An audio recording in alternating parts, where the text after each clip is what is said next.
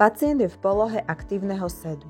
Nohy majú pevnú oporu o podložku. Pacient si položí dlane vedľa tela na lôžko. Začne jemne prenášať váhu zo strany na stranu a dlaňami striedavo zatlačať do podložky. Takto pracuje s ťažiskom a aktivuje trupové svalstvo. Náročnejšou variantou cvičenia je rotácia trupu a zatláčanie oboch dlaní na jednej strane do podložky a potom na druhej. Príjemným cvikom pre pacientov je tzv. Vyprsenie sa. Pacient nájde oporu v horných končatinách, ktoré sú mierne za telom, napriami sa a vytlačí hrudnú kosť dopredu. V sede si vie pacient precvičiť aj dolné končatiny, snaží sa vystrieť dolnú končatinu v kolenách a striedavo priťahovať špičky, pričom napína stehenné svaly. Vždy nechajte pacienta, aby vyčerpal svoj rozsah pohybu, až potom dopomáhajte. Taktiež môže dvíhať skrčené kolená, kde pohyb vychádza z bedrového kolbu.